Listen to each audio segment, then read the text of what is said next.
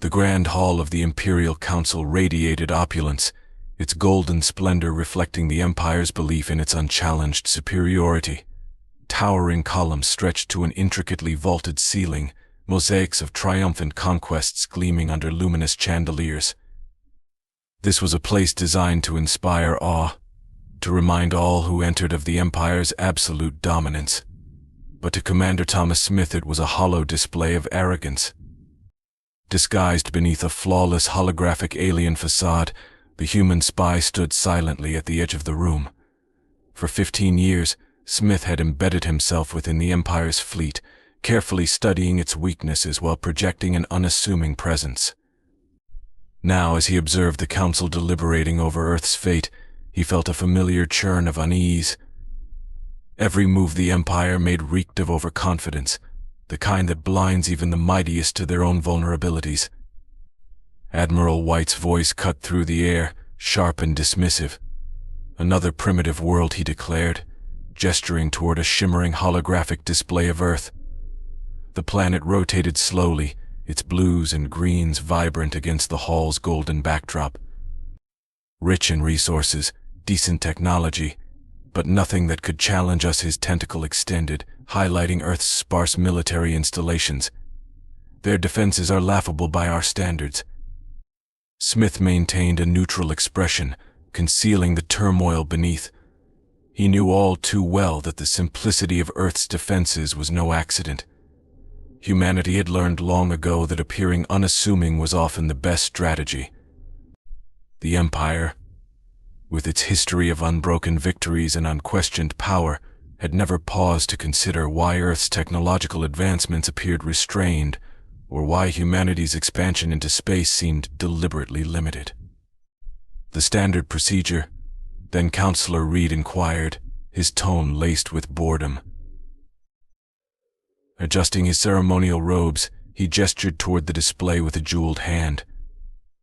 The light from his ornate headpiece sparkled, further accentuating the room's ostentation. Show of force, demand, submission, and peaceful absorption into the Empire, Reed summarized matter-of-factly. The other council members nodded in agreement, their expressions reflecting a collective certainty that resistance from Earth would be futile. "Send the ultimatum," High Counselor Black commanded. His deep voice carried the weight of centuries of authority. "Offer them the standard package: protection from pirates, access to advanced technology, and the stability of Imperial rule." Smith listened as the Council finalized their plan, his cybernetic eyes recording every detail for transmission back to Earth. Here were beings who ruled over 10,000 worlds, commanded fleets that could obliterate planets, and had never lost a war in their 1,000-year reign. Yet they remained utterly oblivious to the storm brewing beneath their noses. The ultimatum was dispatched, a coldly diplomatic message promising peace in exchange for unconditional submission. For the Empire, it was a tried and true formula. The Council leaned back in their jeweled chairs, basking in the confidence of an outcome they believed inevitable. But when Earth's response arrived 6 hours later, it was not what they had anticipated. "The Earth Federation acknowledges your message," the transmission read. "We appreciate the formal notice of hostile intent. We will respond appropriately." The simplicity of the reply silenced the chamber. There were no pleas for mercy, no empty threats or desperate attempts at negotiation. Just a calm acknowledgement and a cryptic promise. "What do they mean by appropriate response?" Counselor Reed's voice wavered for the first time, a hint of unease breaking through his otherwise composed demeanor. "Probably preparing some sort of defense," Admiral White scoffed, though his tentacles curled slightly. "We'll show them the futility of resistance. Proceed with the demonstration." High Counselor Black nodded, though a shadow of doubt flickered across his expression. "Target their colony on Mars," he ordered. "Destroy their outer settlements, but leave survivors. They will spread the message of our power." As the Council adjourned, Smith silently transmitted an encrypted message back to Earth. "They've taken the bait. Proceeding as planned." "Their ships are tiny," Admiral White scoffed, gesturing at the holographic projections before the Imperial Council. "No planet-cracking weapons, No fleet killer bombs, not even decent shields. This will be the shortest war in Imperial history. The Council murmured in agreement, their confidence unshaken. But Commander Thomas Smith, still in his alien disguise, finally spoke up, his voice calm yet pointed. "Sir, if I may ask, doesn't this seem strange? They know our capabilities. They've seen our weapons. Why aren't they afraid?" The room fell silent for a moment. High Counselor Black's lips curled into a dismissive smile before he let out a low laugh. Because they're primitives. They don't understand what they're facing. White's tentacles waved with a flourish. "Exactly. Ready the fleet. We'll show them what real power looks like." Smith gave a subtle nod, masking the turmoil within him. Quietly, he submitted another transfer request, this time marking it urgent. It wasn't the first time he had tried to distance himself from what he knew was coming. Deep down, he almost pitied the Empire's leaders. They had no idea they were walking into a meticulously laid trap. The Empire thought Earth's small fleet was its only line of defense.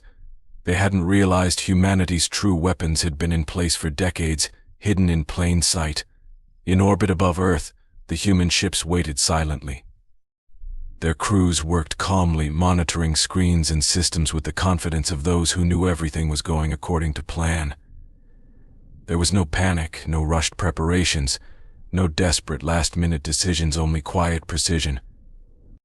Everything had been ready for years. Back in the Council chamber, Admiral White was finalizing the Empire's strategy. "We'll hit them with everything," he declared, his voice filled with conviction.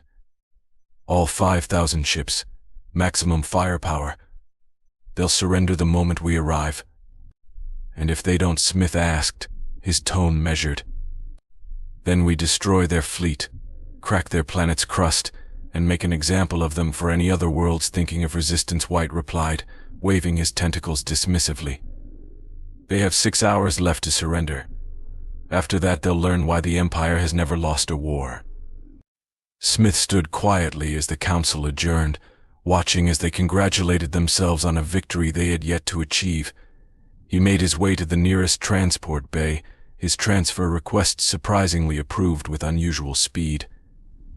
Perhaps someone in the bureaucracy had sensed the storm brewing on the horizon. As Smith boarded his ship, he sent one final message to Earth: they're going to attack with everything. Proceeding to safe distance as planned. The Empire spent the next 5 hours assembling the largest battle fleet ever deployed in the sector. 5,000 warships, each capable of obliterating a continent, formed a massive armada above the Imperial capital. Admiral White stood on the bridge of his flagship, gazing at the vast array of ships with satisfaction.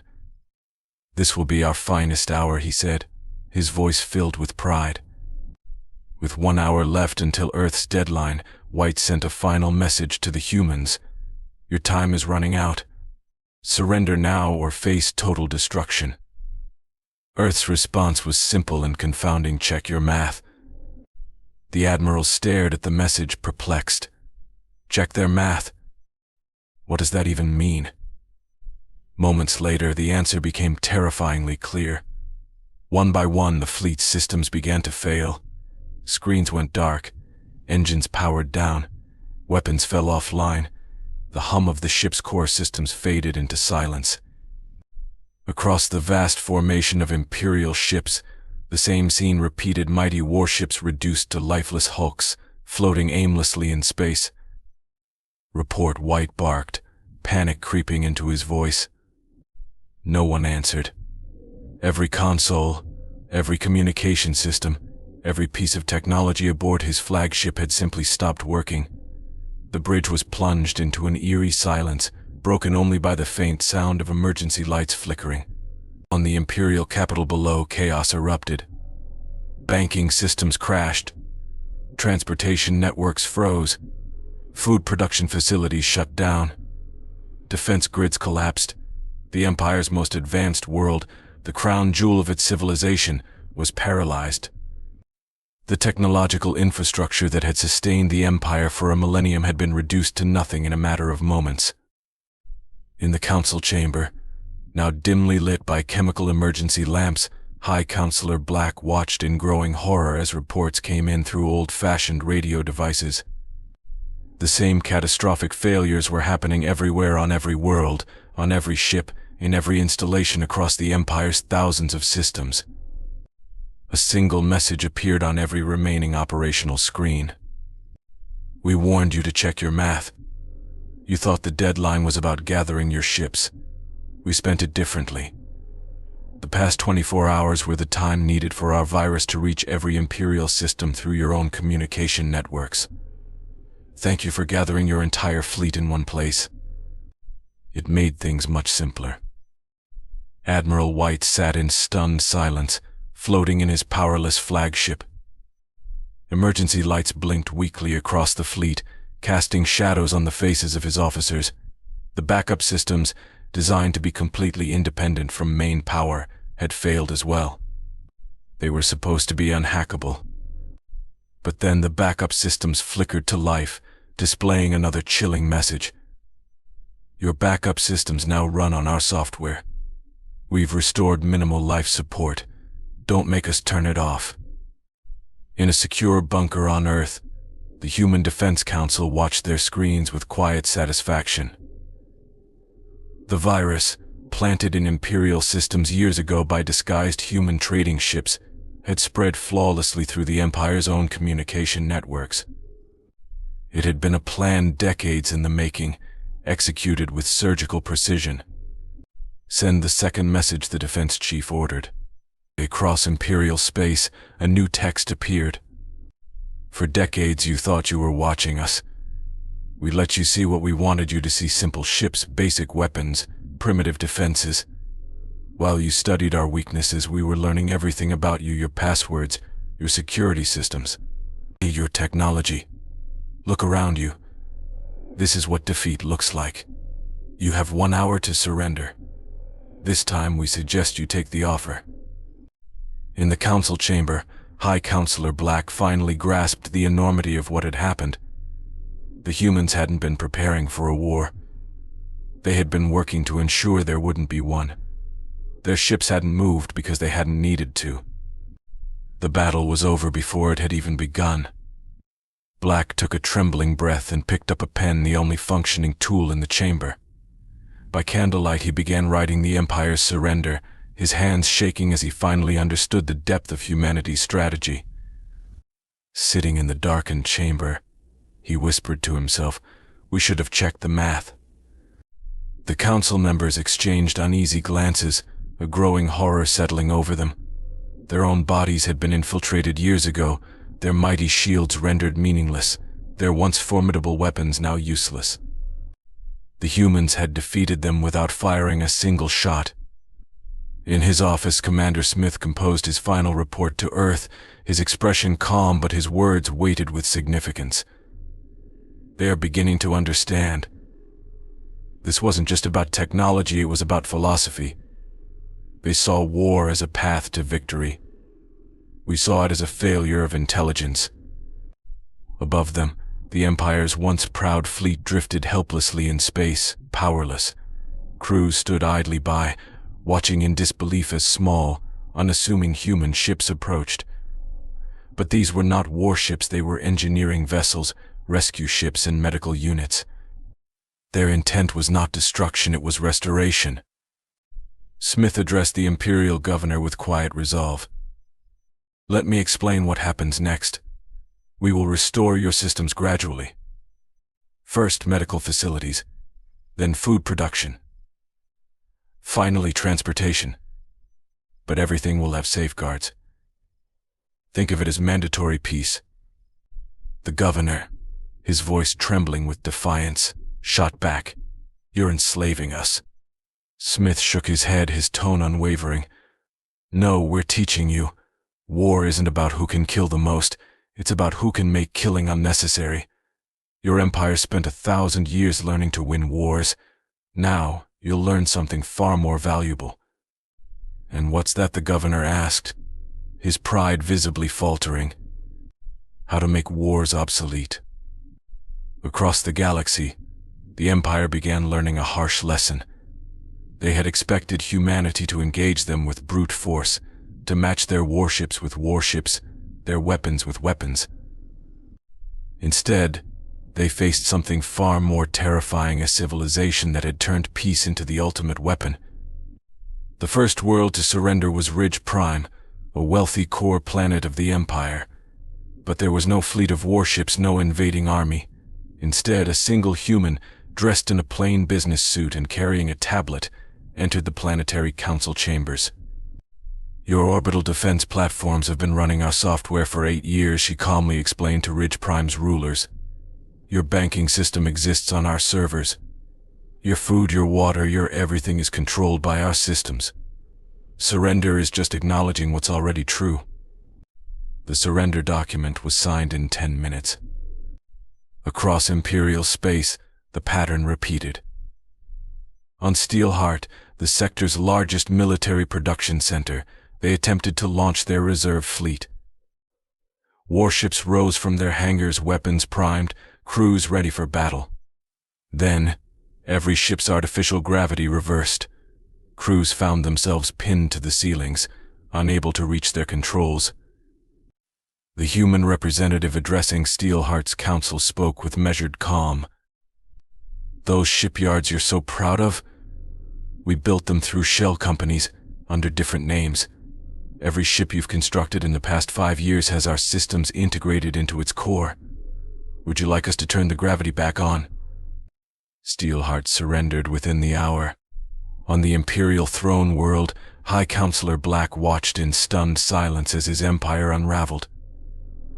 But it wasn't through violence or destruction, it was through the systematic revelation of just how deeply humanity had infiltrated their systems. He barked an order to his advisor's report. The reports were the same across the galaxy. The company that supplied chips for their weapons, human-owned. The corporation maintaining their communication networks, controlled by humans through proxies. Even the advanced AI managing their automated defenses had been designed by humans. "How did we not see this?" Black muttered, his voice heavy with disbelief. Smith, now openly human, stood quietly in the corner. His expression remained neutral as he responded, "You saw exactly what we wanted you to see. A primitive species, barely capable of interstellar flight. You never wondered why we didn't expand faster, build larger fleets, or develop more powerful weapons. You thought we couldn't. The truth is, we didn't need to. Some Imperial worlds attempted to resist with traditional means. The fortress world of Iron Shield, boasting the strongest planetary defenses in the sector, activated its massive weapon platforms. The governor smiled confidently as the weapons powered up until every platform turned inward, aiming at the planet's surface instead. A message arrived from the humans. "An interesting choice. Would you like to see what your own weapons can do to your cities? Or would you prefer to surrender?" Iron Shield surrendered. Even fanatics who relied on purely mechanical weapons found no solace. Bullets contained traceable metals manufactured in human-controlled factories. Explosives had been chemically altered to lose potency after a set time. Every attempt to resist only revealed another layer of humanity's preparation. In the council chamber, Black received the final tally. Out of 10,000 worlds, 9,000 had surrendered without resistance once the truth became clear. Another 999 had attempted futile resistance, only to find their weapons compromised. Only one world remained defiant, the Imperial capital itself. Black turned to Smith, his composure fraying. "Why?" he demanded. "Why go to all this trouble? You could have destroyed us years ago." Smith walked to the chamber's window, looking out over the darkened city. "Because that's the difference between you and us," he said quietly. "You think victory means destroying your enemy. We think victory means ensuring there never has to be a fight." A new message from Earth arrived. "Your empire is gone, not burned, not destroyed, but transformed. You have 1 hour to surrender the capital, or we can demonstrate what else the nanites in your bodies can do." Black stared at his trembling hands, his mind racing. Billions of microscopic machines flowed through his veins, dormant for years, quietly observing. They had been there all along, waiting, watching. Now, the Empire faced its final reckoning not through combat, but through preparation. Not through destruction, but through infiltration. The Empire had finally met an enemy that didn't believe in fighting wars. They believed in preventing them. 1 month after the surrender, Black sat in a new kind of council chamber. The golden thrones and elaborate decorations were gone, replaced by a simple round table. Around it sat former Imperial leaders and human representatives. "You're not what we expected," Black admitted, looking at Earth's delegation. "We thought you would execute us, destroy our cities, enslave our people." "That would have been wasteful," replied John Miller, Earth's chief representative. "And if there's one thing humans hate, it's waste, especially the waste of life." The terms of surrender had stunned the Empire. There were no executions, no imprisonment of leaders, no dismantling of worlds. Instead, humanity brought integration and education. In orbit, the once mighty Imperial fleet was being reactivated not as warships, but as exploration vessels, research ships, and transportation craft. "Your Empire spent its resources building weapons," Miller explained, displaying holographic charts. "We'll teach you to build tools instead. Your ships, once used to crack planets, will now help terraform dead worlds into gardens." Smith, now serving openly as a human liaison, walked through the streets of the Imperial capital. Where military parades once dominated, schools now rose. Former weapons factories were being converted into medical research facilities. "The hardest part for them to understand," Smith wrote in his final report to Earth, "wasn't our technology, it was our philosophy." They kept waiting for punishment, for revenge, for cruelty. They couldn't grasp that preventing war was more important to us than winning one. Back in the council chamber, Miller continued, "Those nanites in your bodies, they're not just weapons, they're medical tools. They can cure diseases, repair injuries, even extend your lifespans. All they need is the right activation signal." Black touched his chest, feeling differently now about the machines in his blood. "And if we try to fight back," he asked. "Then they become weapons again," Miller said simply. "But we're betting you're smart enough to choose a better path." Across the galaxy, humanity shared its technology openly but with safeguards. They taught the art of prevention, the science of avoiding conflict, and the mathematics of peace. Some called it enslavement. Others called it enlightenment. In the end, most called it survival.